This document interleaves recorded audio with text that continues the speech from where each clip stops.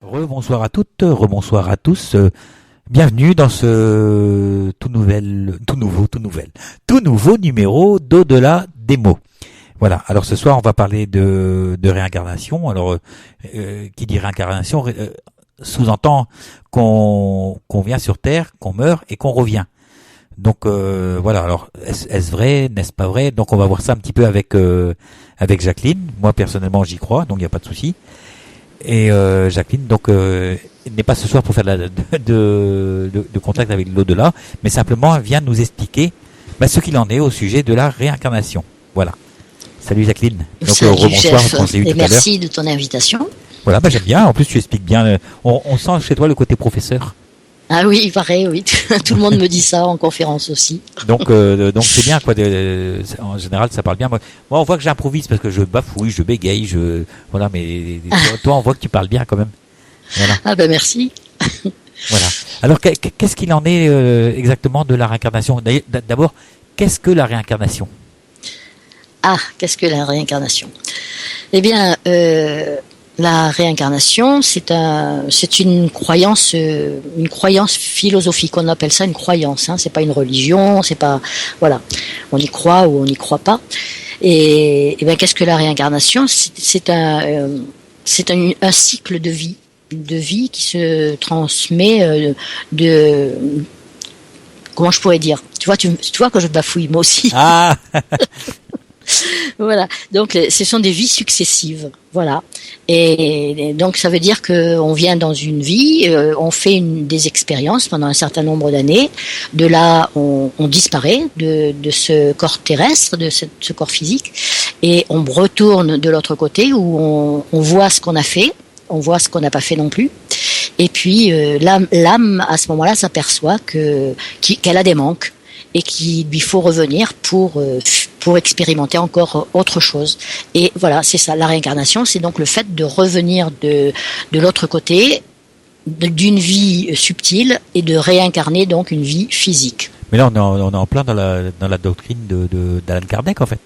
Un petit peu, parce que il faut savoir qu'Alan Kardec, c'est quand même lui qui a été le précurseur en Europe, en France, et qui a lancé ce côté plutôt scientifique, lui, parce que Alan Kardec, c'était un médecin, c'était un philosophe, c'était un mathématicien, c'était quelqu'un de grandiose, tout jeune, à 25 ans déjà, il avait des connaissances extraordinaires.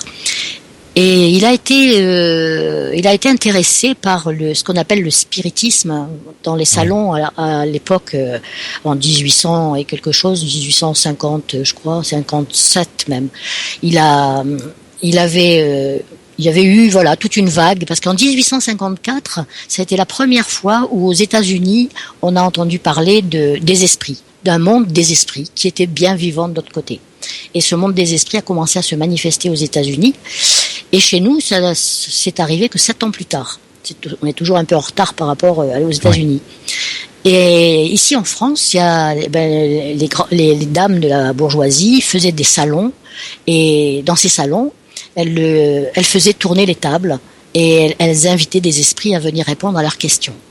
Et voilà que alors qu'il s'appelait pas Alan Kardec à l'époque, encore il s'appelait Hippolyte Rivail. Oui. Et Hippolyte Rivail entend parler, là, un ami qui lui dit tu viendrais pas assister à une séance, tu vas voir, c'est vraiment intéressant et tout, et tu pourrais nous donner ton avis. Et puis et c'est vrai que ça l'a intéressé par curiosité, donc il y est allé. Et dès la première fois, il s'est dit quand même, il y a quelque chose qui me paraît réel, quoi. Il n'y avait pas de trucage, et il n'a pas douté du tout de ce qu'il a entendu, de ce qui s'était passé. Et donc il y est allé à plusieurs reprises, et à une séance, l'esprit s'est adressé directement à lui et lui a dit nous avons besoin de quelqu'un, d'un scientifique, pour pouvoir donner confiance, parce que c'est vrai qu'en Europe les gens sont moins naïfs peut-être que dans des pays anglo-saxons, et puis ils ne croient pas à tout comme ça, et il leur fallait vraiment un esprit scientifique pour leur donner un peu confiance et pour que ça puisse avancer. Et les esprits, eux, avaient pensé que l'homme commençait déjà à avoir l'esprit un peu plus ouvert, et puis allait pouvoir être contacté et être enseigné. Et voilà que notre Hippolyte Rivail donc se retrouve à une table où l'esprit lui dit ben voilà tu es le scientifique qu'on voudrait avoir et tu as cette mission, tu es venu, tu t'es incarné, tu es avec cette mission de donner au monde la preuve que nous sommes vivants de l'autre côté. Et tu t'appelleras Alan Kardec. Pourquoi ? Parce que dans une autre vie, il avait été Alan Kardec et donc il avait commencé un peu ce travail avec les esprits et il revenait maintenant et il fallait qu'il reprenne ce nom-là. C'est pour ça qu'il s'est appelé Alan Kardec. Donc du nom d'une ancienne incarnation en fait. Voilà, d'une ancienne incarnation. Donc on a commencé à entendre parler de réincarnation à partir ici en Europe, après bien du temps, parce que la réincarnation c'est quand même un thème qui a été étudié depuis 4000 ans, hein, pas d'aujourd'hui. Oui, très longtemps. Bah oui. Bah justement, Alan Kardec lui disait de naître, mourir et renaître. Voilà, c'est ça. C'est son épitaphe d'ailleurs. Hein, c'est ce qu'il a gardé. C'est sur sa tombe. Oui, c'est tout en haut de sa tombe, c'est marqué ça. Voilà, c'est sur sa tombe. J'ai eu l'occasion d'y aller là, effectivement. Ouais. Ah oui, naître, mourir, renaître encore et progresser sans cesse. Progresser toujours. Telle est la loi.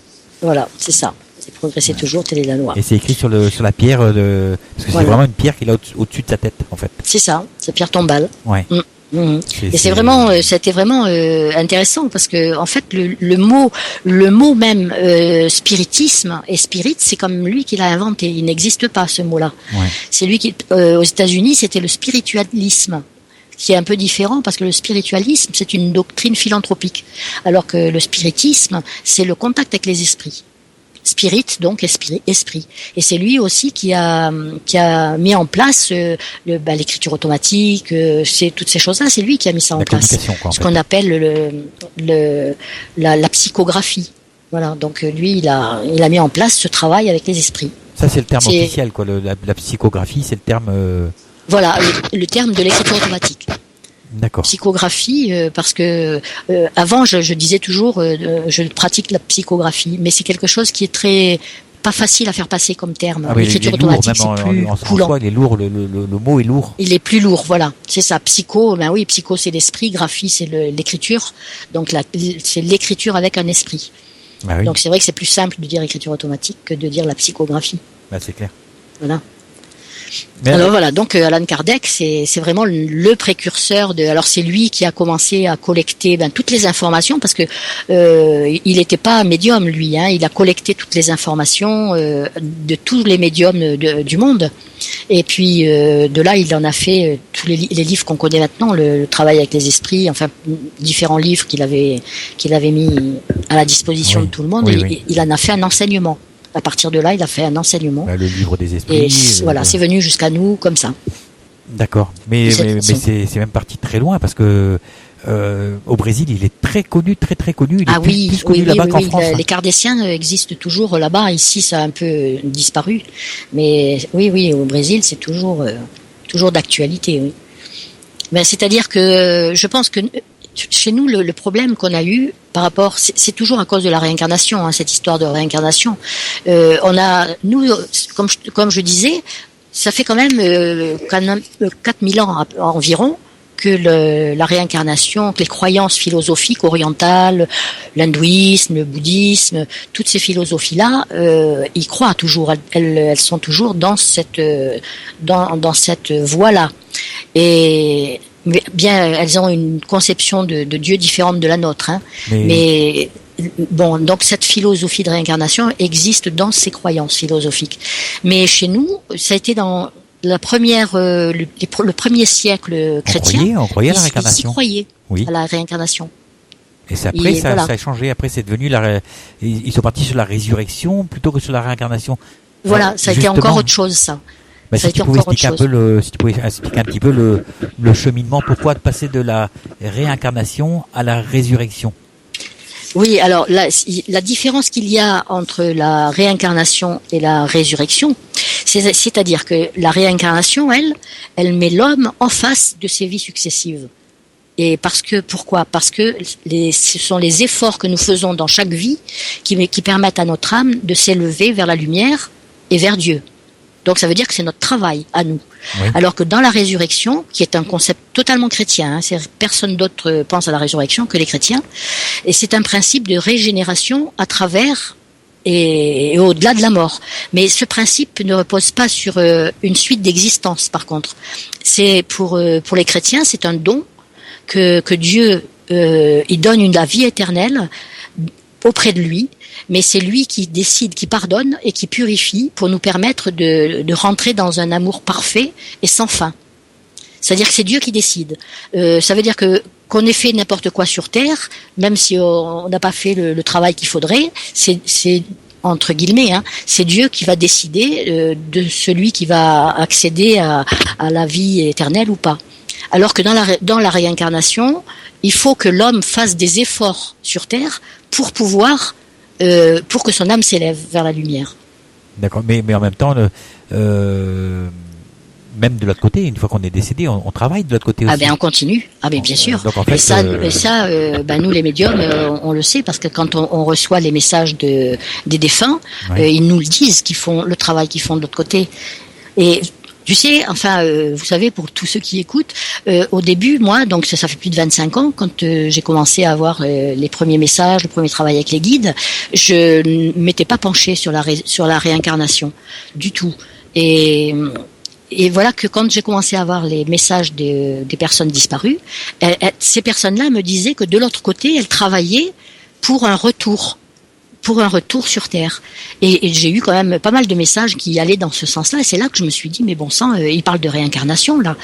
Et je me suis penchée à ce moment-là un peu plus sur la réincarnation. J'ai posé beaucoup plus de questions à mes guides par rapport à ça. Et puis de là, moi, ça a été quelque chose quand même qui a répondu à des questions que je me posais. C'est-à-dire que je me posais des questions. Je trouvais pas normal, par exemple, que 2 enfants arrivent sur Terre.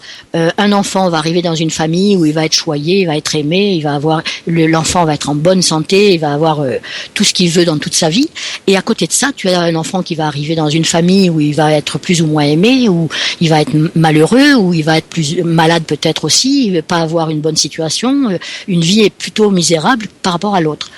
Et je me disais, mais pour quelle raison 2 enfants qui arrivent sur Terre, pour quelle raison ils n'ont pas les mêmes chances? Voilà, d'avance, en naissant, ils n'ont pas les mêmes chances. Et tellement bien que j'avais été voir le curé de mon village et je lui avais posé la question. Je lui avais dit, moi je comprends pas ça. Et alors il me dit, mais oui, c'est Dieu qui décide, et puis voilà.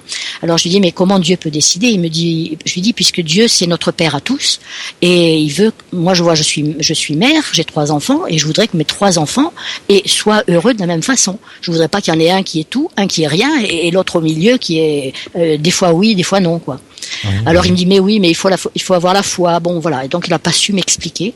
Et résultat, je suis restée avec ça en me disant il y a quelque chose qui colle pas, et ça me convenait pas du tout. Jusqu'à ce que j'ai ce concept de réincarnation que j'ai étudié plus profondément. Et là, par contre, ça m'a complètement éclairée, parce que là, je comprends. Je comprends pourquoi les uns arrivent avec toutes les chances, les autres arrivent avec moins de chances. Et c'est simplement une question d'expériences de vie qui sont faites ou pas faites. Voilà. Et là, pour moi, ça a été la révélation, quoi. Ça m'a répondu à toutes mes questions. Et pourquoi l'Église a fait le chemin inverse, en fait, en passant de la réincarnation à la résurrection? Eh bien, comment c'est passé? Je pense, il y a que quand même, il faut penser qu'il y a que les chrétiens qui croient à ça. Oui. J'ai pas vraiment de réponse, je suis pas théologienne, donc je peux pas répondre vraiment à ça. La seule chose que je sais, c'est que par exemple jusqu'en l'an 553 de notre ère, 553 après Jésus-Christ, la réincarnation faisait partie de la religion chrétienne. Donc elle était enseignée. Et puis à partir du concile de Constantinople, c'était une impératrice qui avait le pouvoir de tout ça. Elle s'appelait Théodora, et cette impératrice avait beaucoup de choses à se reprocher dans sa vie, et elle n'a pas accepté le fait que si elle devait se réincarner, elle risquait de se réincarner en servante, ou elle risquait de se réincarner pour payer, pour expérimenter tout ce qu'elle avait fait souffrir à d'autres personnes. Et du coup, elle a demandé au concile de Constantinople de rayer cette histoire de réincarnation, parce qu'elle ne voulait pas l'accepter, elle. Elle était dans un rang supérieur et elle voulait pas descendre dans un rang inférieur. Donc elle s'est dit, je vais rayer cette croyance. Et à partir de là, ça a été éliminé. Ça a été éliminé donc des livres, mais ça n'a pas été interdit. Ça veut dire que on peut dire que ça n'a jamais été déclaré anathème. Ça veut dire que les gens pouvaient y croire s'ils voulaient, continuer d'avoir cette croyance-là, mais dans les livres chrétiens, ça a été effacé, enlevé. D'accord. Mais ça me fait penser un petit peu à Ramsès, enfin pas Ramsès, voilà, qui disait que cela soit écrit et tu vois, voilà, que cela soit retiré de tous les livres quand il parlait de Moïse. Voilà, c'est ça. C'est un truc de fou et quand même. Hein. Oui, donc ça là c'est une question de pouvoir. Hein. Et ensuite, donc il a bien fallu remplacer. Je suppose que c'est pour ça qu'on a remplacé la réincarnation par la résurrection, parce que les chrétiens ne s'y retrouvaient plus quelque part. Il y avait bien une vie après la mort. Il fallait bien leur dire qu'il y avait une vie après, mais donc la vie c'était plus la même. C'était plus une vie de travail, une vie de récupération des expériences qu'il fallait revenir faire et tout ça. C'était différent. Donc on se retrouvait à être régénéré, c'est-à-dire on retrouvait notre corps physique de l'autre côté, et avec ce corps physique, on était éternel. Et puis voilà, mais bon.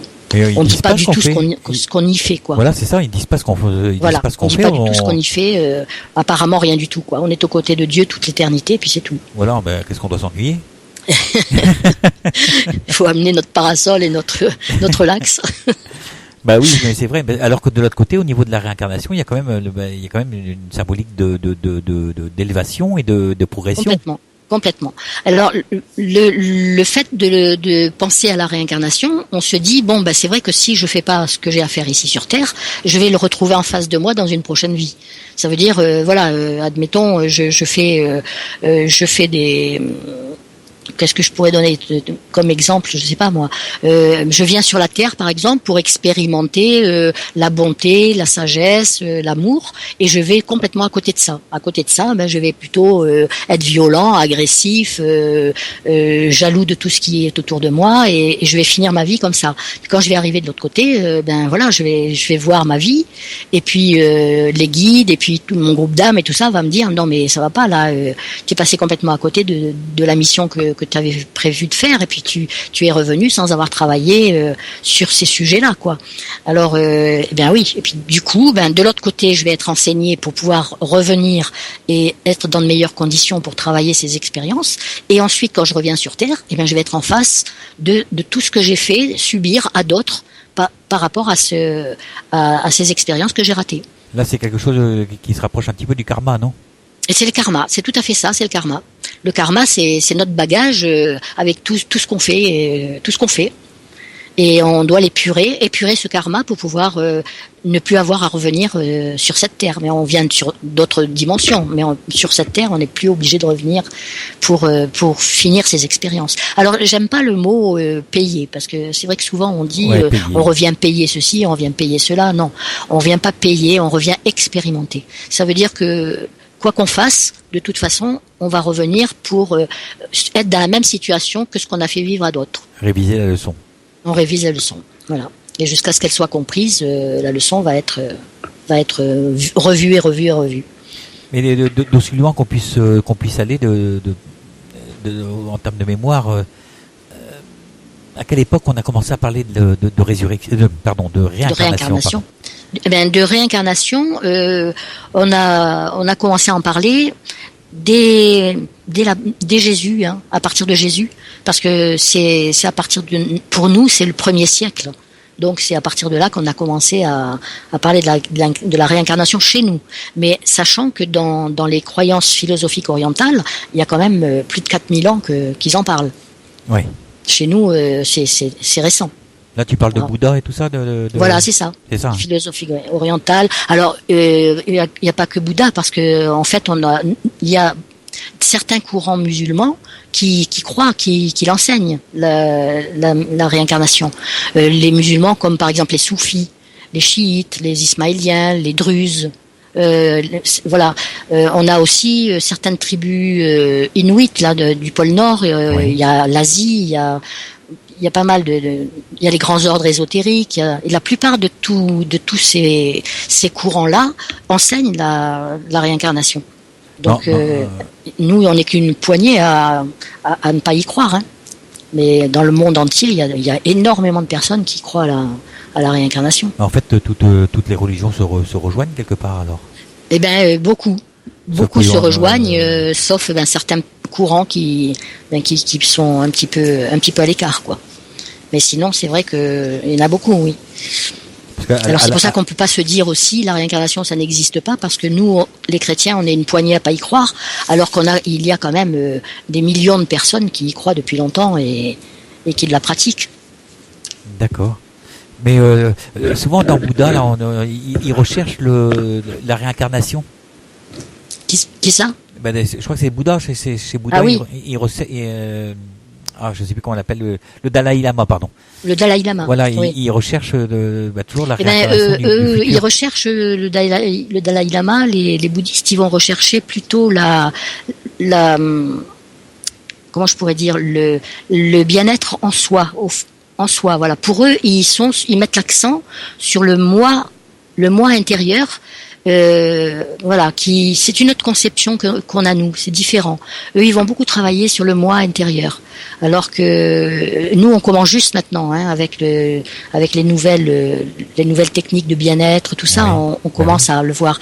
Mais avec les religions, la plupart des religions, elles avaient mis au contraire le moi de côté, parce que c'était soi-disant égoïste de penser à soi, c'était égoïste d'être heureux, c'était égoïste, donc tellement culpabilisé les gens que du coup les gens n'osaient plus être heureux, et même s'ils étaient malheureux en eux, eh bien ils allaient braver pour essayer de contrer et de faire croire qu'ils étaient bien, alors que c'était pas vrai du tout, parce que combien de fois on a vu des gens soi-disant qui vont à l'église tous les dimanches, et puis en sortant de là ils font les pires vacheries à leurs voisins ou à leur famille.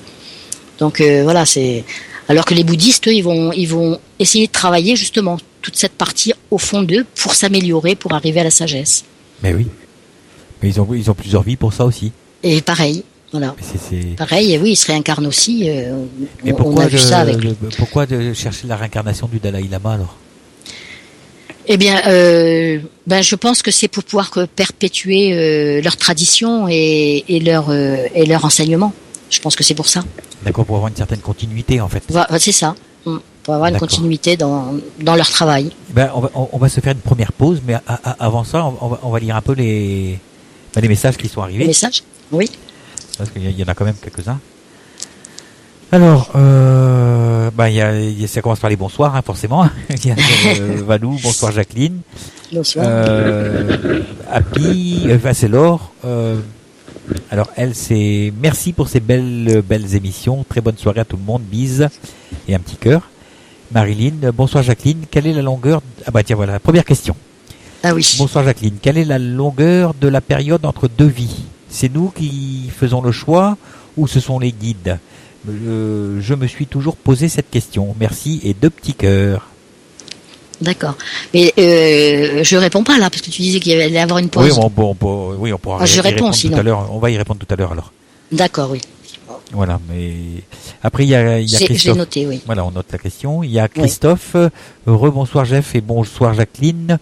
Petite question. Pensez-vous que dans nos vies antérieures, soit une réincarnation, nous avons la chance de vivre la même chose que maintenant, c'est-à-dire la foi et la spiritualité que nous avons actuellement? Donc en fait, est-ce qu'on a la possibilité intéressant comme question. Elle est très pertinente, moi je trouve. Hein. Oui. Alors après il y a Philippe. Bonsoir Jacqueline et Jeff. Question.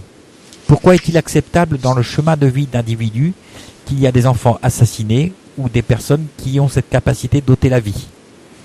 Très bonne question. La question, qu'est-ce que c'était la question? Alors pourquoi il y en a qui vivent des vies de merde en fait entre parenthèses? Ah oui, c'est ce que je disais tout à l'heure. Et voilà et des enfants assassinés par exemple, des personnes qui ont et des personnes à qui on autorise ou qui ont la possibilité d'assassiner d'autres personnes quoi. Mais d'accord. Alors après il y a Paulette. Bonsoir Jacqueline, bonsoir Jeff.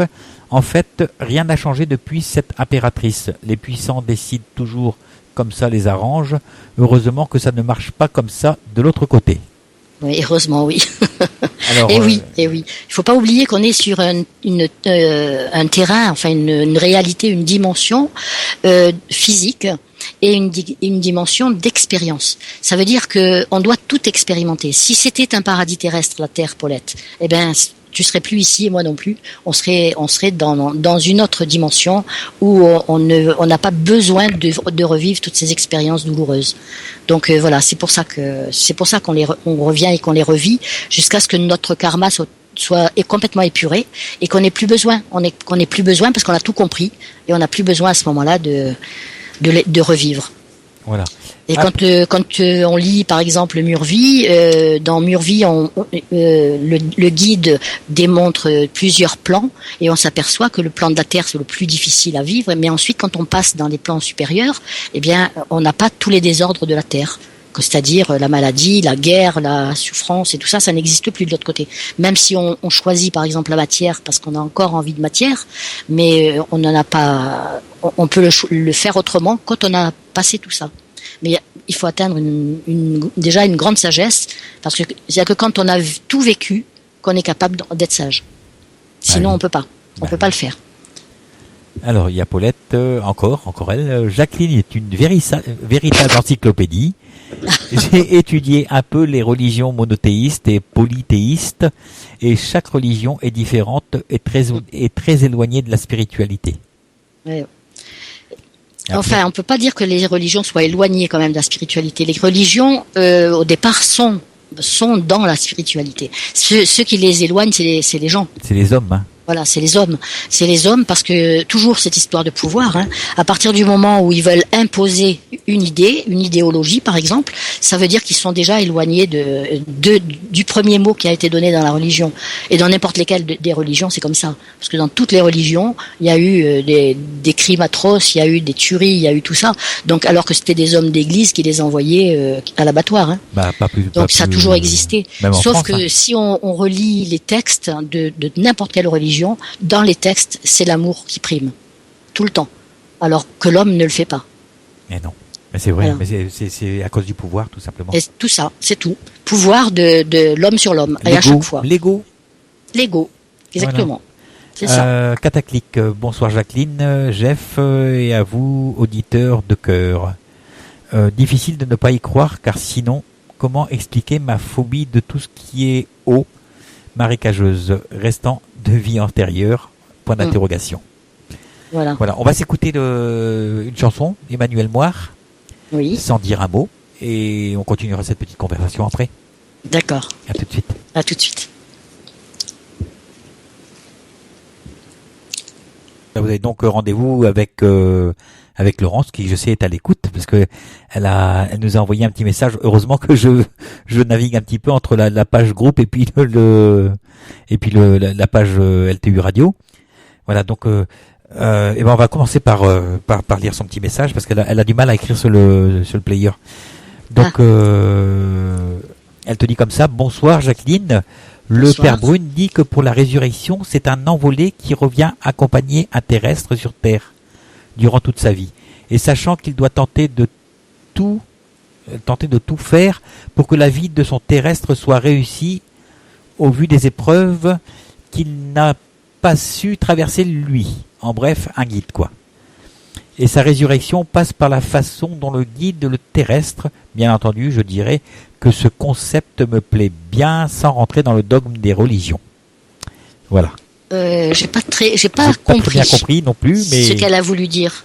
En fait, je pense qu'elle doit dire que on a raté des expériences, et quand on revient accompagné d'un guide de façon à ce qu'il nous aide à oui, sauf que dans la résurrection, il n'y a pas de retour dans la vie. Oui. Voilà, c'est la réincarnation, ça. Voilà, mais ça c'est le Père Brune. Dans la résurrection, l'être s'en va de l'autre côté et il est récupéré par Dieu ou pas, mais il revient pas ici.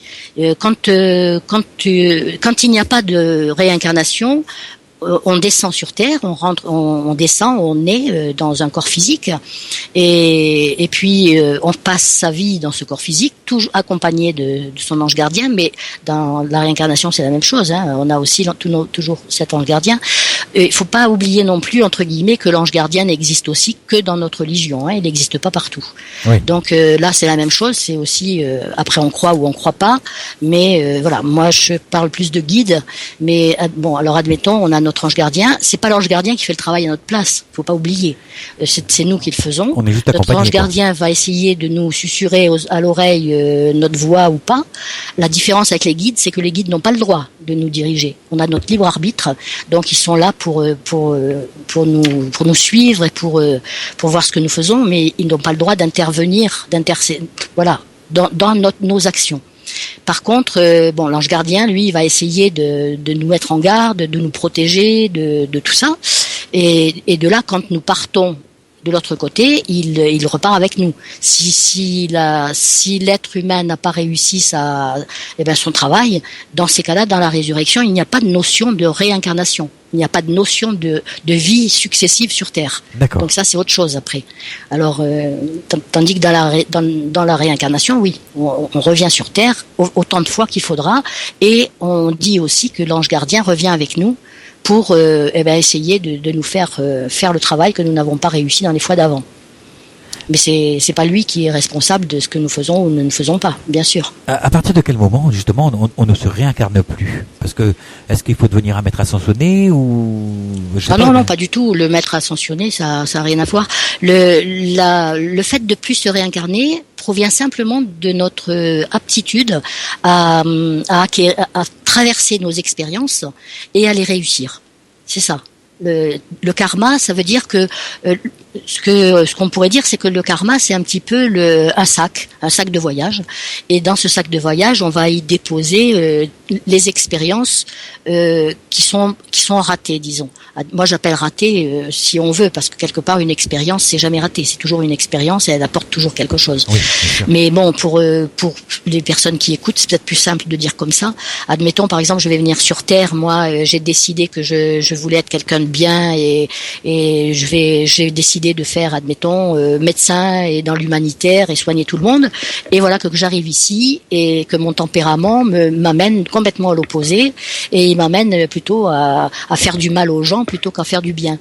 D'accord. Bon, ça veut dire que ma quête de vision, je ne l'ai pas réussi. J'ai pas réussi à la trouver, j'ai pas retrouvé ma voie. Et quand je vais passer de l'autre côté, avec avec mon âme d'abord, la première va voir son étude de vie, va faire son étude de vie. Une fois qu'elle aura fait son étude de vie, elle peut être accompagnée de son guide ou pas, mais elle peut la faire toute seule. En général, on la fait seule. Et donc, à ce moment-là, elle va se dire, mais oui, mais là, j'ai vraiment cafouillé, c'est pas possible, ça, je suis obligée de retourner parce que j'ai rien compris à ce que j'ai fait et j'ai fait du mal. Et donc, du moment que j'ai fait du mal, mon karma, il en a pris un coup, là. Et il va falloir que je revienne pour épurer ce karma. Alors, comment je vais l'épurer? Peut-être en revenant justement dans un corps malade qui va souffrir énormément et qui va être soigné par des personnes et tout ça. Peut-être parce que je vais essayer d'être moi-même un soignant. Peut-être, voilà, il y a des tas de façons de venir pour expérimenter l'inverse de ce que j'aurais fait. D'accord. Mais justement, tout à l'heure, il y avait une personne qui demandait le temps nécessaire entre deux réincarnations. Entre deux réincarnations. Alors là, je répondrai à cette personne, je lui répondrai qu'est-ce que le temps? Point d'interrogation. Étant donné que le temps n'existe que dans notre plan terrestre. Il n'y a pas de temps de l'autre côté. Et donc ça veut dire que ici dans notre plan terrestre, on a un plan parce que c'est le passage obligé, parce que notre corps physique s'use et il va disparaître. Alors automatiquement on est branché à des pendules parce qu'on sait qu'on a ce temps-là. On a besoin de repos, on a besoin de choses comme ça. Que de l'autre côté, on n'a pas tout ça, ça n'existe pas. Et le temps, il est fixé que sur la Terre. Donc, on est incapable de dire, à quelqu'un, voilà, tu vas te réincarner dans tant d'années, ou tu vas faire tant d'expériences de réincarnation.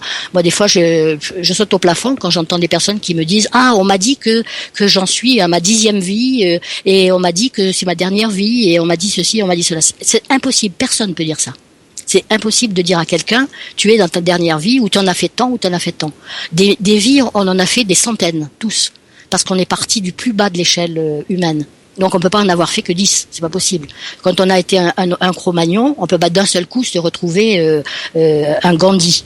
C'est pas possible, en 10 vies. Il y a du boulot. Voilà. Pardon ? Il y a du boulot.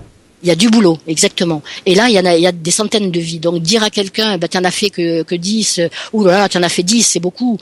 Ou alors à ce moment-là, ça y est, là, tu sais, on me dit que c'est ta dernière vie. Et pour que ce soit la dernière vie, il faut que ce soit quelqu'un qui soit déjà arrivé à un certain niveau de sagesse et de compréhension et de nombre d'expériences. Donc c'est quelque chose que jamais je dis des choses comme ça parce que je sais que c'est impossible à dire. Dans le sens où on n'est pas dans un monde, de l'autre côté, on n'est pas dans un monde avec des dimensions mesurables.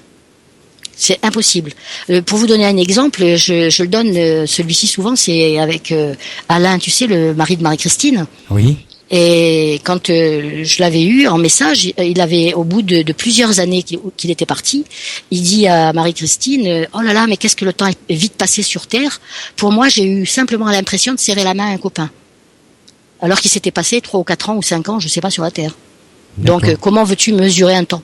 C'est pas possible. Mais on peut progresser de plusieurs paliers en une seule vie aussi. Ah, par contre, oui. Il y a des personnes qui vont. Alors, il y a aussi des personnes qui sont des grands maîtres de l'autre côté et qui reviennent pour expérimenter une petite portion de vie terrestre parce qu'il y a quelque chose qui leur a échappé ou qui se souviennent plus. Par exemple, une personne qui va avoir un gros défaut, un gros vice, admettons, et puis dans tout le reste de sa vie, elle est parfaite, et là, elle a ce gros vice et elle a du mal ou une addiction, admettons, et elle a du mal à résister à cette addiction. Et puis, en fait, ça peut être un grand maître qui soit descendu pour résister à cette addiction parce qu'il ne comprenait pas pourquoi les humains n'arrivaient pas à se dépêtrer de ça. Donc, en venant l'expérimenter lui-même, là, il se rend compte à ce moment-là que, voilà, mais par contre, dans tout le reste de sa vie, il est parfait, quoi. C'est quelqu'un de parfait. D'accord. Ou alors, ça arrive assez souvent aussi quand il y a des enfants jeunes qui partent. Des enfants jeunes qui s'en vont dans des conditions des fois dramatiques. Ce sont souvent des grands maîtres et qui ont fait aussi cette expérience, pas pour eux précisément, mais pour tout l'entourage. Pour faire bouger un peu les mentalités, pour faire bouger aussi bien dans leur propre famille, dans les amis, dans les médecins qui les soignent, dans tout ça. Et à ce moment-là, ça fait bouger les consciences. Un petit peu, on pourrait dire comme Jésus quand il est venu et qu'il est mort sur la croix pour faire bouger les consciences. C'est un petit peu ça. Mais aussitôt que l'enfant s'en va, il retrouve son statut de maître de l'autre côté, aussitôt. Donc voilà, il y a des cas un peu particuliers comme ça où on retrouve des grands maîtres, mais on le sait dans leur vie, ils n'ont pas une vie banale, ces gens-là. C'est pas des gens qui ont des vies banales comme les nôtres, par exemple. Quand je dis banal, c'est pas. J'entends. C'est entre guillemets, c'est parce qu'on a chacun, on a à peu près les mêmes vies chacun, quoi. Tandis que les grands maîtres, ils ont des vies particulières. Oui, mais ça sous-entend aussi que de notre vivant quand on est sur le chemin de la spiritualité, donc on est en conscience bien sûr, que quand on arrive de l'autre côté, on garde cette conscience et cette spiritualité. Tout à fait. Mais est-ce qu'une fois qu'on se réincarne après, donc la fois d'après, est-ce qu'on va toujours avoir ce côté spirituel en nous? Alors, il y a deux réponses dans ce que tu me dis là. Oui. D'une part, le fait que quand on s'en va, donc on est dans notre dernière vie actuelle, admettons, on est dans cette vie-là et on va partir de l'autre côté avec tout notre paquet, tout ce qu'on a appris dans cette vie, c'est-à-dire avec nos croyances, nos schémas de socio-culturels, en fait tout ça, on part avec ça. Et ça, on va le garder pendant quelques temps de l'autre côté, pas tout le temps, on va le garder quelques temps. Le temps que notre âme révise tout ce qu'elle a appris avec ça, mais ensuite quand on revient, c'est pas forcé qu'on revienne dans le même pays, c'est pas forcé qu'on revienne avec la même famille ni avec admettons par exemple moi je suis dans ce monde chrétien, mais c'est pas forcé que je revienne une autre fois dans ce monde chrétien, je peux très bien revenir dans un monde musulman ou oriental ou tout un autre monde qu'il faudrait par exemple que je vienne apprendre pour comprendre un peu mieux les différences, les façons de fonctionner et voilà tout ça. Donc c'est pas obligé qu'on choisisse de revenir dans le même pays, dans les mêmes religions, dans les mêmes coutumes, dans tout ça. Non, pas du tout. Il y a rien qui dit qu'on peut faire ça. On peut si on veut. Oui. Parce que là aussi, c'est aussi parce qu'il y avait une question par rapport est-ce qu'on vit les mêmes choses et tout ça. C'est l'âme qui décide de tout ça. C'est personne d'autre. C'est pas ni ton guide, ni il y a personne de l'autre côté qui va t'obliger à revenir vivre une vie sur la terre. C'est ton âme qui décide. Et si ton âme décide qu'elle n'a pas envie de revenir sur terre, eh ben elle va rester de l'autre côté. La seule chose qui va se passer, c'est qu'elle va pas évoluer plus. C'est comme si, par exemple, moi j'avais décidé, bon voilà, j'arrive au CM1 et j'ai plus envie d'aller à l'école, c'est terminé, je m'arrête au CM1. Bon, ma famille va me dire, écoute, c'est toi qui vois, hein, tu t'arrêtes au CM1, t'arrêtes au CM1. Bon, mais par contre, plus tard, après, plusieurs années après, je me dis, oh zut, alors si j'avais su, j'aurais été, je sais pas moi, avocate pour aider les autres, ou j'aurais été peut-être vendeur dans un magasin de vêtements parce que j'aime les vêtements, ou des choses comme ça. Mm-hmm. Ah, mais oui, mais tu fais qu'un CM1. Il faudrait pour ça que tu arrives à faire au moins un BEP ou quelque chose comme ça. Et voilà, qu'est-ce que je fais? Je retourne à l'école pour pouvoir apprendre tout ça. Et l'âme, elle fait pareil. Elle va rester de l'autre côté tout le temps qu'elle se trouve bien. Tant qu'elle n'a pas envie d'aller plus loin, elle reste là. Et puis à un moment, elle va se dire, tiens, moi j'aimerais bien faire ceci, ou j'aimerais bien retrouver tel copain, ou j'aimerais bien retrouver telle personne que j'ai aimée, ou j'aimerais. Ah mais oui, mais entre temps cette personne, elle a évolué, elle a changé de dimension, elle a changé de direction. Et lui, s'il veut la retrouver, enfin si l'âme veut retrouver toutes ces personnes qu'elle a aimées, il faut qu'elle retravaille un peu de l'autre côté, et puis qu'elle revienne, et qu'elle revienne faire plusieurs vies avant de pouvoir les retrouver. Tu vois, c'est comment ça se fonctionne. On voit ça un petit peu dans le film No Solar. Ah peut-être. Ils expliquent, ils expliquent ça. En fait, on voit les gens qui décident eux-mêmes enfin les âmes qui décident de redescendre pour progresser en fait. Voilà, c'est ça. Et c'est vraiment très très étonnant quoi, parce que en fait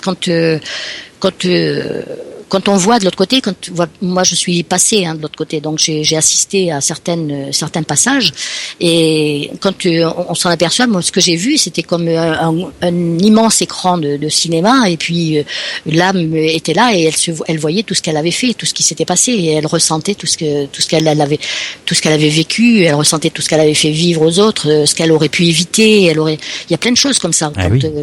Voilà, alors des fois quand ce sont des vies qu'on a vécues ici, des vies difficiles. Alors quand je dis des vies difficiles, c'est pas ce qu'on appelle difficile dans nos pays à nous, hein, c'est ce qu'on appelle difficile vraiment des gens qui ont été torturés, des gens qui ont des choses comme ça, c'est des vies difficiles. Oui.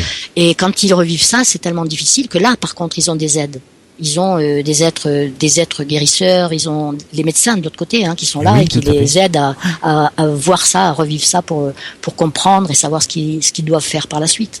Là, ils sont pas tout seuls. On est tout seul quand on est dans nos vies à nous, où on a des vies relativement normales. Alors, on voit ça aussi le personnage du film s'appelle André Louis, et on voit quand il arrive, il commence déjà par se faire soigner. Voilà, c'est ça. C'est la première chose. Première chose, c'est ça. On se fait soigner. Voilà, et après il travaille de l'autre côté, et puis à un bon moment, il décide de revenir, quoi. Voilà, pour revenir ensuite faire une autre expérience qui nous manque.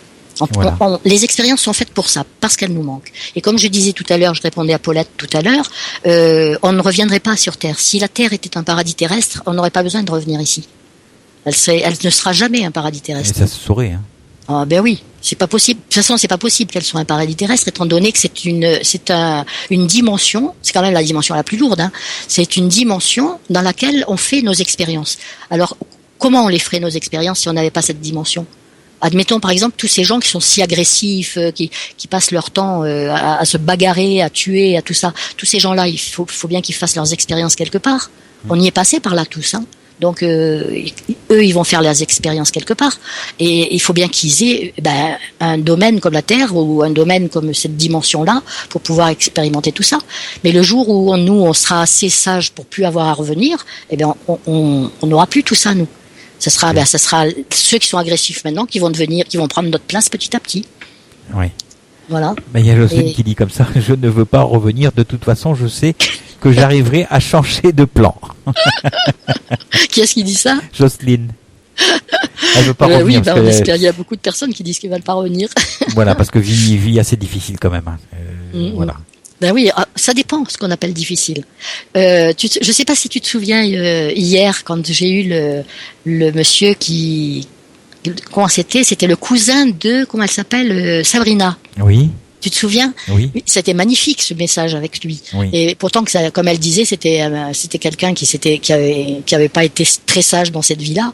Et de l'autre côté, mais il a répondu avec une sagesse dans ses propos. Je sais pas si tu te souviens quand il a dit mais on n'a pas le droit sur la terre de dire qu'on n'aime pas sa vie. On n'a pas le droit parce que la vie sur la terre c'est un cadeau. Tu te rappelles quand il a dit ça? Oui. Ah, moi ça m'a émerveillé ce qu'il a dit parce que il dit c'est pas quand on est passé de l'autre côté, parce qu'il y est quoi, quand on est passé de l'autre côté, on se rend compte que tout ce qui nous arrive sur Terre, c'est pas grand-chose en fait. Nous, on prend ça pour des choses terriblement difficiles, mais effectivement, c'est vrai qu'on voit que notre petit monde à nous, assez étriqué, mais on n'a qu'à simplement se retourner sur tout ce qui se passe dans le monde partout. Tout ce qui c'est horrible par rapport à ce qu'on vit nous. Ben oui. Voilà. Alors, et c'est ça qu'il disait, mais c'est un cadeau. La vie, c'est un cadeau. Et on n'a pas le droit de critiquer la vie parce que c'est un cadeau. Et ça, j'ai vraiment aimé. Mais il y a Cataclysme justement qui parle des séquelles qu'elle a gardées d'une notre vie en ayant cette peur des eaux marécageuses. Oui.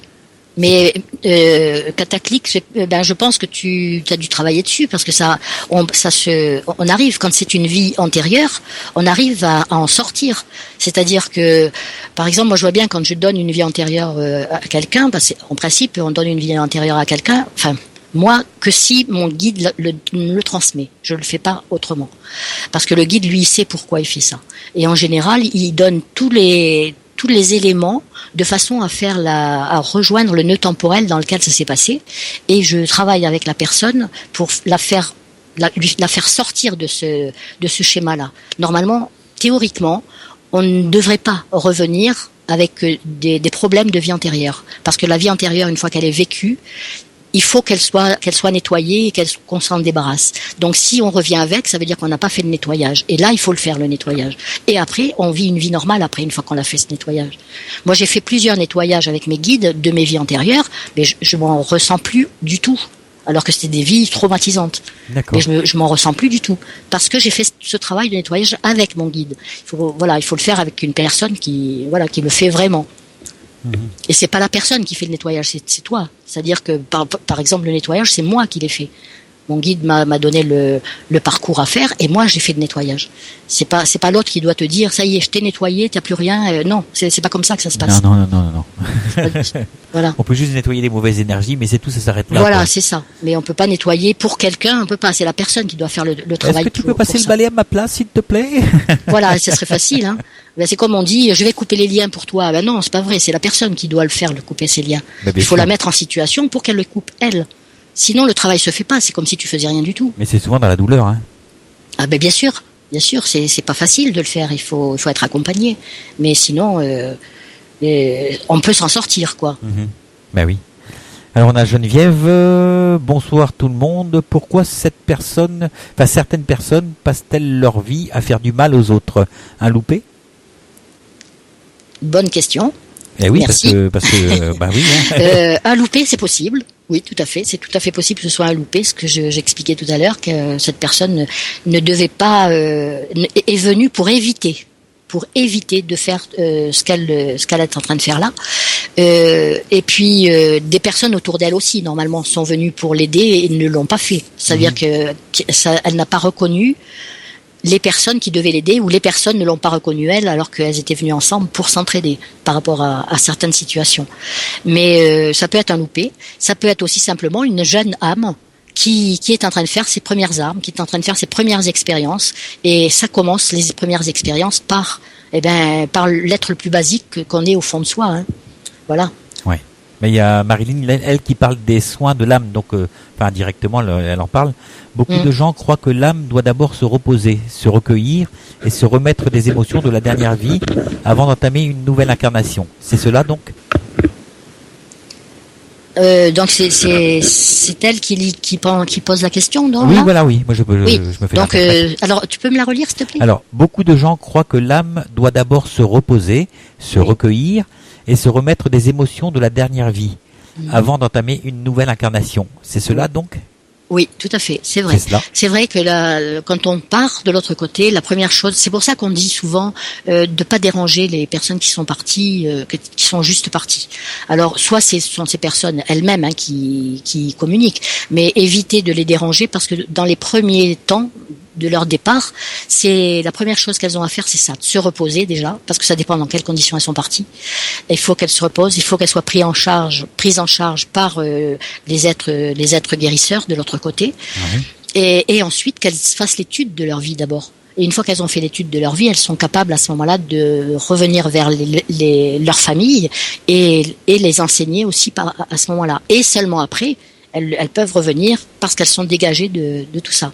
Mais il y a des personnes qui ont des souffrances telles qu'elles mettent des dizaines et des dizaines d'années avant de se réveiller de l'autre côté.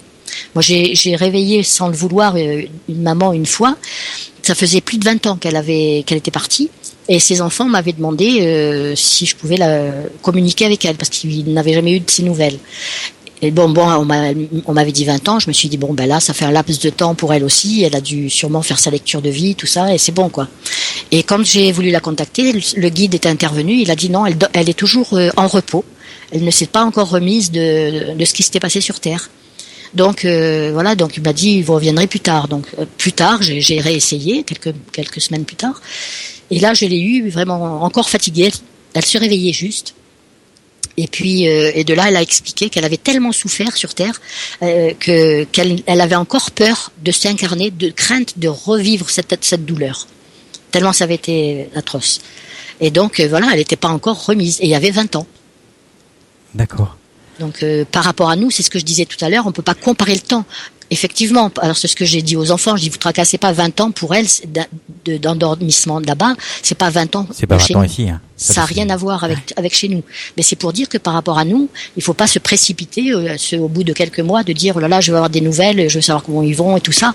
Faire attention parce que des personnes peuvent être en repos. Bon, en général, les guides se mettent en travers. Quand la personne a vraiment besoin de repos, les guides se mettent en travers. C'est le guide qui vient et qui répond et qui dit pour l'instant, vous pouvez pas communiquer avec.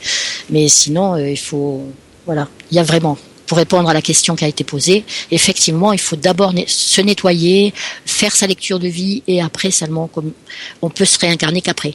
Oui. Mais c'est l'âme qui décide là encore. Parce que si on se réincarne sans comprendre le pourquoi de notre chemin, on va nulle part en fait. On va vers des douleurs surtout. Oui. Voilà. Donc c'est pas. Il vaut mieux éviter quoi.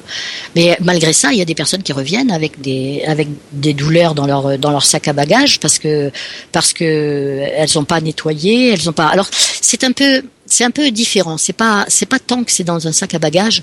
Là, j'ai pas l'image, donc je peux pas vous montrer. En conférence, je le montre ça. On est dans un système évolutionnel. Alors imaginez-vous par exemple une spirale. Pour imager une spirale qui va faire des boucles en remontant. Donc je monte avec mes boucles, je monte et chaque boucle c'est une incarnation. Donc vous avez une boucle tout à fait en bas par exemple et qui va être admettons je sais pas moi si j'ai vécu admettons au Moyen Âge, admettons 1500 on va dire. En 1500 je note une première boucle et je monte une autre boucle admettons en 1600, une autre boucle en 1700 et puis d'un seul coup en 2015 ma dernière boucle j'ai un lien qui se fait, un nœud temporel qui se fait en relation avec la boucle de 1500. Donc elle va loin. Elle va loin cette vie. Et donc ce nœud temporel, c'est parce que je suis en train de vivre en 2015 une situation similaire à cette situation que j'ai vécue en 1500 par exemple. Et donc ça va mettre dans mon âme les souvenirs. Des souvenirs qui ne devraient pas me faire souffrir normalement. Ce devrait être que des souvenirs. Mais donc ça agit sur mon émotionnel, sur mon corps émotionnel, et donc mon corps émotionnel va le transférer par le corps éthérique dans le corps physique. D'accord. Et voilà que d'un seul coup je me retrouve avec tout ça, tout le paquet. Mais donc il faut aller chercher loin dans l'évolution pour savoir à quel niveau ça se situe, et ensuite faire revivre à la personne cette vie en 1500 pour savoir où ça se situe ce problème-là. Et après, une fois qu'elle l'a revécu, eh bien à ce moment-là, elle est débarrassée. Elle a nettoyé donc son problème de 1500 et automatiquement le lien qu'elle a avec 2015 se dissout. Il n'y a plus rien qui existe. D'accord. Voilà, je sais pas si vous avez compris, mais bon. Oui, moi j'ai compris. C'est bon. Mon fils est revenu 19 ans et n'a jamais fait de mal. Ça c'est Jocelyne. Oui. Qu'on a eu tout à l'heure. Je sais pas où est la question, mais bon, voilà. Ouais, parce qu'il est parti brusquement en fait. C'est pour ça. Il n'a jamais fait de mal, oui. Il n'a jamais fait de mal et puis il est reparti d'un accident de voiture en fait. Oui. Et puis pourquoi Jocelyne, elle n'est pas là, non, Jocelyne? Si, elle doit écouter, j'imagine. Elle doit écouter. Jocelyne, donc quand vous dites que votre fils a 19 ans, il n'a jamais fait de mal. Ok, il y a pas, bien sûr, il n'a jamais fait de mal, mais il est parti dans un accident de voiture. Il n'est pas parti dans une souffrance effroyable à la suite d'une maladie où il aurait eu des mois et des mois et des mois de souffrance. Il n'est pas parti non plus tué, par exemple, par un obus où il aurait pu rester à moitié infirme. Il est parti dans un accident de voiture. Donc, ça veut dire que dans son corps éthérique, il est reparti en bonne santé. Voilà. Pour moi, par exemple, je le verrai en bonne santé de l'autre côté, bien vivant de l'autre côté. Oui. En disant, et le fait qu'il soit parti, c'est aussi, il ne faut pas oublier pour Jocelyne et pour tous ceux qui écoutent, qu'on s'incarne avec le choix. Un choix de vie. On choisit nos familles, on choisit nos lieux de vie, on choisit notre temps aussi, on choisit tout ça. Et si lui, il a choisi de partir à 19 ans, il avait ses raisons. Son âme avait ses raisons. Et c'était donc quelque chose qu'il avait donc prévu, et il savait lui que, alors peut-être pas dans cette vie-là, mais une fois qu'il est passé de l'autre côté, il s'est rappelé qu'il avait décidé ça. Donc il y a une raison. Oui. Moi je connais pas votre histoire ni la sienne, et je l'ai pas lu non plus en message pour savoir pour quelle raison il est parti à cet âge-là, mais il y a des raisons, et les raisons on les trouve quand on fait des recherches comme ça, on les trouve les raisons. Mais même peut-être vous-même, Jocelyne, il y a une raison avec vous-même, c'est-à-dire peut-être quelque chose que vous allez faire maintenant par rapport au départ de votre fils. Il y a quelque chose que vous allez faire, qui est prévu dans votre voie, dans une mission, parce que il est parti pour que cette mission se mette en place. Et voilà, c'est très très très complexe l'incarnation. L'incarnation, je dis pas la réincarnation. L'incarnation est très complexe. On s'incarne, il y a une raison particulière pour s'incarner et pour partir, pour venir et pour partir. Il y a des raisons particulières. Et c'est pas parce qu'on n'a pas fait de mal, c'est pas parce que ça n'a rien à voir avec ça. C'est simplement avec son choix de vie et celui que vous avez en même temps choisi en même temps, parce que quand s'il a choisi cette famille, c'est que cette famille l'a choisi aussi avant de venir aussi. C'est tout un ensemble. C'est un groupe d'âmes. On appelle ça un groupe d'âmes. Alors dans le groupe d'âmes, vous en avez certaines qui repartent plus tôt, d'autres qui partent plus tard. Voilà, mais c'est très très très très complexe. D'accord. À expliquer, disons. On se passe une deuxième pause musicale. Oui. Avec Imouvrini. Ah oui. Et c'est pour apprendre à respecter la terre, à respecter les autres, et puis, le respect tout simplement. Voilà, c'est une chanson parlée. Hein. Donc voilà, je vous laisse écouter. Et voilà, on retrouve donc Jacqueline tous les mercredis soirs à partir de 19h30. Voilà, quand elle n'est pas l'invitée de la démo à 21h30. Voilà. Voilà, ça a été un plaisir en tout cas. C'était joli comme chanson, hein. Ah oui. Qu'est-ce que c'est Imouvrini, et c'est quoi le titre? Du monde. C'est une copine une amie qui m'avait fait connaître cela, et c'est du monde d'épée à Joia. Demande à la terre en fait. Demande à la terre. Ouais. Oh là là, c'est magnifique. Les paroles sont magnifiques. C'est beau. Bon, allez, on va se remettre de ces petites émotions. Ben oui. Et on va reprendre le cours des questions, parce qu'il y en a une tripotée. Hein. Voilà, mais ce sera quand même la dernière partie de l'émission, là, parce qu'il va bien falloir se quitter à un moment donné, quand même.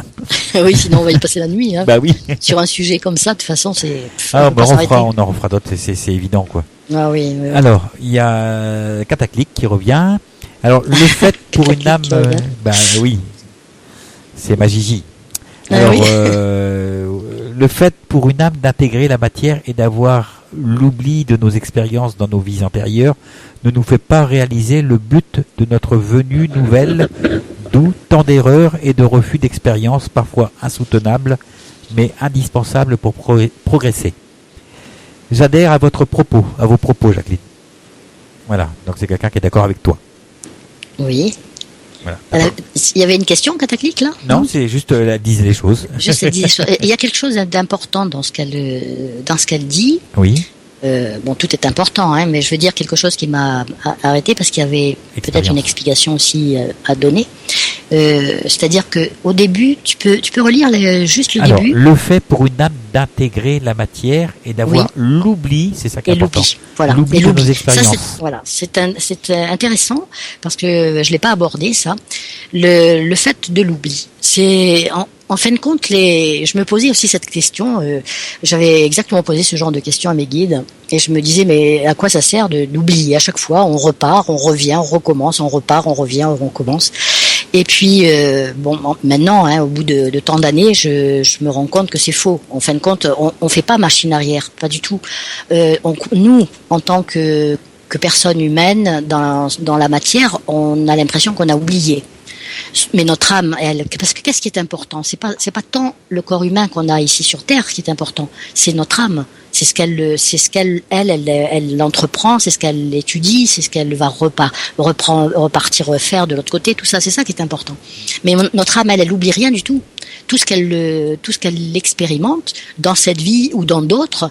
Ou dans d'autres lieux, ou dans d'autres espaces, hein, dans d'autres dimensions, elle n'oublie rien du tout. Tout est acquis. Et un jour, je me souviens quand j'avais posé cette question, exactement la question de Cataclique, hein, l'oubli, puis à quoi ça peut servir d'oublier comme ça. Et mon guide m'avait répondu, mais vous qui êtes enseignante, quand vous donnez un devoir à vos élèves, vous ne leur donnez pas la leçon et la copie et le corriger. Alors, oui, effectivement. Il m'avait dit pourquoi vous leur donnez pas les deux dans ces cas-là. Vous pensez que ça irait plus vite? Et effectivement, c'est pas possible, ça pourrait pas aller plus vite. Parce que si je donnais la copie et le corriger, l'élève ne ferait rien du tout, il n'étudierait rien du tout, et il ne travaillerait pas non plus. Ça veut dire qu'il aurait les deux, mais ça lui servira rien du tout. Et nous, on est dans ce cas-là. Ça veut dire que quand on est sur Terre, et si on se souvenait de tout de l'autre côté, on ferait pas les erreurs. Et qu'est-ce qui nous montre qu'on n'a pas acquis, qu'on n'a pas validé? Ce sont nos erreurs, justement. Donc, au contraire, merci à nos erreurs, parce que c'est grâce à elles qu'on avance. Oui. Oui. Voilà. Donc, il faut bien, Cataclique, il faut pas avoir peur. C'est au contraire bien d'oublier, parce que notre âme, elle n'oublie rien du tout. Et d'ailleurs, c'est elle qui essaie de nous emmener là où nous devons aller. Hein. Quand on se dit d'un seul coup, ah mince, je pense que c'est ça qu'il faudrait que je fasse. Souvent, c'est parce que on est déjà sur le chemin et on le voit pas. Oui, je disais comme ça. Il y a une expression qui le dit bien, on apprend de ses erreurs. Eh oui, on apprend de ses erreurs, mais c'est tout à fait ça. C'est tout à fait ça. Et quand il m'avait répondu cette petite phrase toute simple, là pour moi, ça a été vraiment l'éclairage, hein, la révélation. Oui. Alors, on a Philippe après. J'ai encore une question. Et pour les animaux, comment ça se passe pour eux? Comment sont-ils dans l'au-delà? Viennent-ils nous voir souvent? Oui. Alors, oui, ils viennent nous voir souvent. Et comment sont-ils dans l'au-delà? Comme nous. Ils ont aussi une vie de l'autre côté. Ils s'incarnent aussi. Et ils sont dans un cycle évolutionnel de la même façon que nous le sommes nous aussi. Quand ils arrivent au bout de leur cycle évolutionnel, ils n'ont pas besoin de s'incarner. La plupart du temps, nos animaux familiers, je dis bien familiers, hein, ce sont des êtres qui sont missionnés pour telle et telle famille. C'est-à-dire que quand ils viennent, par exemple, dans une famille alors je vous dis ça parce que j'avais eu un message par rapport à un animal justement, et si par exemple l'animal se trouvait là et qui recevait une raclée entre guillemets par son maître, l'animal disait qu'il était missionné parce que ce que son maître faisait à ce moment-là, il se déchargeait de sa colère sur lui, alors que s'il n'avait pas été là, il se serait déchargé sur un enfant. Et donc l'animal était missionné pour justement garantir cet enfant. Voilà, ça c'est un exemple. Et en général, les animaux ont des missions auprès de chacun d'entre nous. Quand ils sont là, c'est pas pour rien. Ah ça, c'est pour déchirer ma couette. Voilà, aussi. Mon chat, il adore ça. Il adore ça, voilà. Alors, il y a Marilyn qui dit comme ça, ah ok, donc je dois être bac plus 5 au vu de sa vie, quoi, qu'elle dit, au vu de ma vie. Oui. Cindy, maintenant, bonsoir à tous, avec un petit cœur. Petite question, pourquoi certaines personnes se souviennent de fragments de leur vie antérieure? Y a-t-il une raison? Quelque chose d'important à se souvenir, à travailler? Oui. Souvent, c'est ça, des fragments de vie antérieure. Alors, ça peut être aussi des vies antérieures, comme j'expliquais tout à l'heure, qui sont en lien avec un nœud temporel. Donc, si c'est en lien avec le nœud temporel, automatiquement, on est en train de vivre une fréquence équivalente à cette vie-là. Et c'est pour ça qu'on a des réminiscences qui arrivent et qui remontent. La plupart du temps, c'est ça. Alors, bien sûr, c'est souvent un travail qui n'a pas été fini, qui n'a pas été, ou une situation qui n'a pas été complètement épurée, quoi. D'accord. Après, ah oui, bah tiens, en fait, c'est Christophe qui répondait à Cindy, mais je trouve que c'est intéressant aussi parce que, en fait, il dit comme ça, bonsoir Cindy, t'est-il arrivé de te dire, j'ai déjà vu cela quelque part? Voilà. Tu vois, oui, effectivement, quand on a des réminiscences comme ça, alors ça peut être des vies antérieures qu'on a déjà vécues et qui remontent, hein, comme je disais, hein, on se trouve dans un nœud temporel, mais ça peut être aussi des personnes qui ont des flashs de voyance. Ah, tout à fait aussi. Ça peut être ça aussi. Donc, d'un seul coup, elle se retrouve parce que le flash de voyance, qu'est-ce que c'est? C'est une ouverture dans la dimension. Hein. Au niveau vibratoire, la vibration change et cette personne voit à ce moment-là une scène ou une image ou un lieu.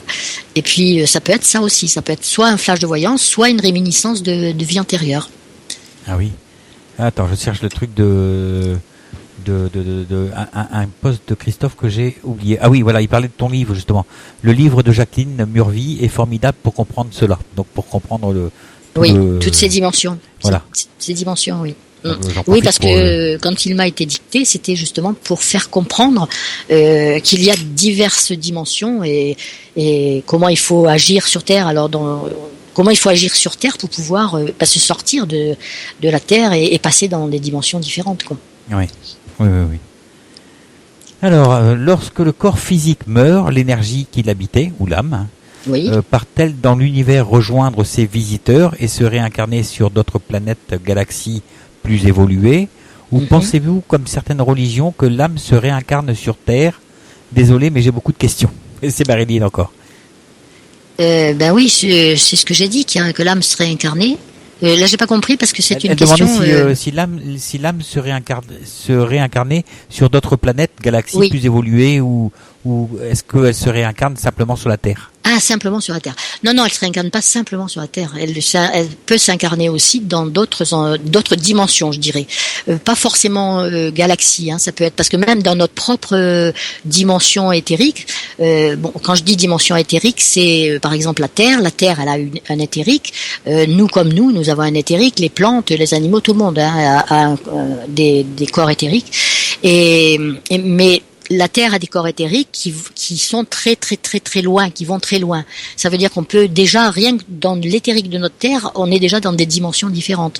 Et quand on passe, par exemple, quand on dit qu'en ce moment on est en train de passer dans la 4e, dans la 5e, dans la 6e dimension, mais c'est toujours dans notre dimension éthérique. C'est-à-dire qu'on est toujours au niveau de notre monde galactique, si on veut, parce qu'en ce moment on parle beaucoup de monde galactique. Voilà, mais c'est pas force. On peut s'incarner dans d'autres aussi, dans d'autres endroits, dans d'autres lieux. C'est pas forcé que ce soit que sur Terre. D'accord. Ben il y a Paulette qui revient un petit peu sur la même question qu'on a posée tout à l'heure. Est-ce cela, cette impression que l'on a quelquefois d'avoir déjà vu certains lieux ou vécu certaines situations? Oui, ça peut se faire. Si on se trouve dans un nœud temporel, oui, et qu'on a d'un seul coup cette réminiscence, c'est parce qu'on a vécu dans ces lieux-là. D'accord. Et Cindy qui dit ça. Et certaines familles d'âmes se retrouvent? Oui. Ce qu'on appelle les familles karmiques. Familles karmiques. Voilà, les familles karmiques, ce sont des âmes qui décident de revenir ensemble et qui sont déjà revenus ensemble plusieurs fois. Oui. Alors, quand on dit plusieurs fois, souvent on s'imagine, on se dit bon, on s'en va en se donnant la main et on revient en se donnant la main. Non, c'est pas si simple. Hein. On s'en va. On reste de l'autre côté, on travaille. Pendant ce temps, ceux qui étaient avec nous, ils font d'autres expériences ici ou ailleurs. Et ensuite, on se retrouve et on revient à un autre moment, tous ensemble, et des choses comme ça. Ça veut dire qu'on va revenir ensemble à différentes époques. mais pas forcément toujours en se suivant comme ça. Par exemple, on va être ensemble en 2000 et on va être ensemble en 2030 et on va être ensemble en 2040. Pas forcé. Ça peut être ensemble en 1500 et se retrouver ensemble en 2015 et se retrouver ensemble en 3000. Voilà, ça peut être ça aussi. C'est très très vaste. Tiens, mais moi j'ai une question aussi. Tiens, ça ce sera la mienne. Vas-y. Quand on est médium ou voyant ou qu'on a un don dans l'incarnation, Oui. Est-ce qu'on laisse nos dons à la porte quand on passe de l'autre côté ou est-ce qu'on emmène ça avec nous? C'est toi qui poses ça? Bah non, je sais que normalement Oui. on laisse normalement. Hein. Eh ben bien sûr, ça n'existe pas de l'autre côté de toute Bah façon. oui. Oui. Il fallait que je la pose. Qu'est-ce qui fait qu'on a l'impression, voilà, qu'on a un don, on a l'impression qu'on est des gens différents parce que toi tu es voyant, moi je suis médium et puis voilà, on n'est pas différent du tout des autres. Hein. C'est la seule chose, c'est qu'il y a une question vibratoire, c'est tout. Il y a une notion de vibration qui fait que on va voir des choses que d'autres ne voient pas. Ou par exemple, comme admettons les animaux qui vont voir certaines choses que nous ne voyons pas ou qui ont des odeurs que nous ne sentons pas, des choses comme ça, alors qu'ils sont comme nous. Et en fin de compte, voilà, il y a des choses qu'ils perçoivent et pas nous. Et là, c'est la même chose dans ce cas-là. Par contre, une fois qu'on a quitté la Terre, c'est complètement différent de l'autre côté. De l'autre côté, l'esprit voit tout. Il y a rien qui peut être caché à l'esprit de l'autre côté. D'accord. Donc, on ne peut pas emmener ces dons. Alors, il y a Tata Chantal. Bonsoir Jacqueline, tout est clair dans tes explications. Cette soirée est très intéressante. Merci et un petit cœur. Merci, parce que pour l'évolution, c'était pas évident de l'expliquer. Bah oui, mais tu t'en tires bien. Voilà, merci. Marilyn qui revient. La Terre est l'un des réformatoriums. Oula. Ah, c'est bien ça, réformatorium. Je connais pas ce mot. je vais le garder, Marilyn. Réformatorium. Le plus difficile. Je le note parce que c'est fameux ça. Oui. Alors, réformatorium. C'est pour se reformer en fait, c'est ça? Ça vient de. Oui, réforme. Réforme, d'accord. Oui. Réformatorium, c'est pour se réformer. Merci Marilyn, je viens d'apprendre un nouveau mot. Ouais, voilà, elle l'a inventé. Hein. Oh, j'imagine, oui. La Terre est l'un des réformatoriums les plus difficiles. Une sorte d'école de la vie. C'est tout à fait ça d'ailleurs. C'est ça. Vraiment très dur. Enfin, c'est ce que je pense. Tout à fait. Ben oui, c'est tout à fait ça, Marilyn. La Terre, c'est une école. Et d'ailleurs, à chaque fois que j'explique tout ça, je prends pour modèle nos classes terrestres. L'école, et parce que je crois que c'est le plus facile à expliquer, c'est de partir, comme je l'ai expliqué tout à l'heure, hein, je suis par mon CM1 et d'un seul coup, je voudrais faire des choses qui sont de la fin de troisième, et ben voilà, il faut que je reprenne mes études si je veux arriver là. Et là, c'est pas la même chose sur la Terre. Quand les réincarnations, tout ça, c'est une école. Et plus vite on comprend, plus vite on s'en dégage. Alors il y a des personnes aussi, tiens ça j'ai oublié de le dire, il y a des personnes qui vont choisir aussi des vies très très difficiles, comme on dit. On dit des vies difficiles. Voilà, il y a des personnes qui vont choisir ces vies-là, puis on se dit mais il est pas bien d'avoir choisi une vie comme ça. Et si, il est bien, parce que son âme sait pourquoi elle fait ça. Son âme a décidé de faire une vie pour gagner un nombre d'expériences, gagner un nombre de vies. Par exemple, elle va mettre, admettons, 3-4 vies en une seule. Et ben, dans les 3-4 vies, il y a des tas de choses difficiles qu'elle aurait vécues avec un temps plus élargi, plus allongé. Et puis là, comme elle a choisi de tout vivre en une seule vie, elle va vivre une vie de souffrance pour pouvoir se dégager de ça. Mais après, quand elle va revenir dans une autre expérience, elle va être dégagée de tout ça. Tu sais à quoi ça me fait penser tout ça? Non. Au jeu de loi. À quoi? Au jeu de loi. Ah, pourquoi au jeu de loi? Parce qu'au jeu de loi, on avance, on fait des expériences, jusqu'on arrive à la dernière case où on gagne et la partie. Oui, et où tu peux sauter des cases aussi en même temps. On peut sauter des cases. Voilà, ouais, c'est ça. Voilà, et en même temps, dans le jeu de loi, il y a loi. Comme Alan Kardec, il dit, telle est la loi. Oui. C'est marrant, quoi, ce petit truc. Quoi. Voilà. Alors, on continue. Hein. Merci Jacqueline et Jeff, ça a été très intéressant, très très intéressant même. Soirée passionnante. Tu vois? Je suis contente. Voilà. Après Yacine dit merci pour cette superbe soirée, Jacqueline et Jeff, et de toutes ces réponses. Bonne soirée à tous. C'est super gentil. Oui, et puis j'espère bien que vous avez eu des réponses et d'autres compréhensions que celles que vous aviez déjà, quoi. Ben oui. Parce que c'était le but. On retrouve tout ça dans tes livres, en fait. Oui, dans mes livres, on va retrouver. C'est-à-dire que dans Prélude, on va retrouver un peu l'histoire de réincarnation, parce que comme c'est mon parcours et c'est le début où je me posais toutes ces questions. Les questions que vous m'avez posées là, c'est des questions que je me suis posées aussi et qui m'ont amené à comprendre, quoi. Après, il y a Murvie m'a été dicté, puis là, dans Murvie, les guides m'expliquent un peu la cosmogonie de l'autre côté. Et là, j'ai eu la surprise totale de me dire, mais c'est pas possible, là. Et puis d'un seul coup, j'ai eu des doutes tellement c'était surprenant que mon crayon a arrêté d'écrire, et puis ça a duré 2 ans avant que mon maître revienne pour me redonner des informations. Et puis après les rencontres, là maintenant, où je passe carrément de l'autre côté et où je ramène d'autres informations, mais vécues à ce moment-là. C'est différent. C'est D'accord. pas simplement écrit, c'est vécu. C'est vécu. Voilà, tu as un site internet aussi?